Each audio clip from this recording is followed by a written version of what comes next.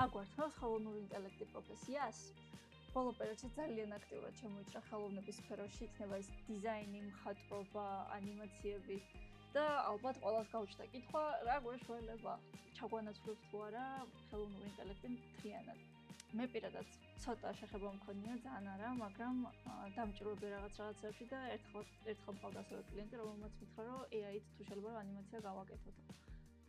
მაგ პერიოდში ვცადე რაღაც აპლიკაციების გამოყენება, Midjourney იყო ერთ-ერთი, რომელიც ვცადე, თუმცა აი კონსისტენციის ნაწილი Midjourney-ს აქვს, მაგრამ მაინც ძალიან რთული იყო კონსისტენციის შენარჩუნება, ფონების მხრივ თითქმის შეუძლებელია რომ იგივე რაღაც გააკეთებინე, იმიტომ რაღაც რაკურსით უჭირდებოდა ზედხედი, გვერდხედი და ასე შემდეგ. ფოტოებით ჩაგდებული მქონდა, მაგრამ ვერა და ვერ დაამთხვია ეს ფონები ერთმანეთს ამ ჩვენმა ჭკვიანმა AI-ი. შესაბამისად, ამ ეტაპისთვის მგონია, რომ ჯერჯერობით ვერ ქაჩავს იმ დონეზე, რა დონეზეც უნდა გაქაჩოს, რა დონეზეც გვჭირდება როგორც ანიმატორებს, ასევე დამპოეტებს. აი თუნდაც ერთ-ერთი მაგალითი არის ეს ანიმაცია, სადაც ვცდილობდი, რომ ეს ბიჭი დამჯდარიყო COVID და სინამდვილეში პროცესის დროს მთლიანად სახეს იცვლის და რაღაც ემართება. სრულყოფილად ვერ შვება იმას, რაცაც ვავალებთ. და ამიტომაც ჯერჯერობით საფრთხე არ გვემუქრება, თუმცა არც ვფიქრობ, რომ ძალიან გამვითადოს დაგვემუქროს ამ ფრთხე პირიქით, უბრალოდ ახალი პროფესია უბრალოდ ტრანსფორმირდება ჩემი აზრით.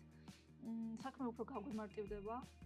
პირველ რიგში ვიტყოდი, რომ ჩვენთვის იქნება ეს ხელსაყრელი, რომელიც გაამარტივებს საქმეს ყოველ შემთხვევაში, ეგრევე უყვარს ზოგჯერ არის ხოლმე, რომ ძალიან რთული და დაბლილი და გრძელვადიანი პროცესი არის და ისევ ანიმატორმა შეიძლება შექმნას სცენები თუ უთხრას კონკრეტული კომანდები შექმნას, რითიც უფრო გაამარტივებს საქმეს თავისთვის პირველ რიგში ანიმაციის შექმნისთვის. და უკვე შემდეგ კლიენტსაც თუ არ აქვს პრობლემა რომ ხელოვნური ინტელექტით იყოს რაღაცა და შენ ამის შეთავაზება შეგიძლია, მეგონი უბრალოდ ცალკე ახალი დამატებითი პროფესია იქნება. მაგრამ ავთენტურობას ჩემი აზრით ვერ მოახერხებს იმ დონეზე, რადგან შეიძლება ადამიანმა შექმნას ავთენტური პროდუქტი.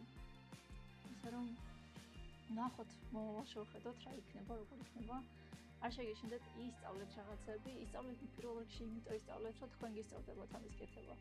იმედი მაქვს, რომ არ შეგაშინეთ ხელოვნური ინტელექტის შემოსვლა და პირიქით ამას შეხედავთ, როგორც შესაძლებლობას რაღაც უფრო ახალი, უფრო მარტივი გააკეთოთ.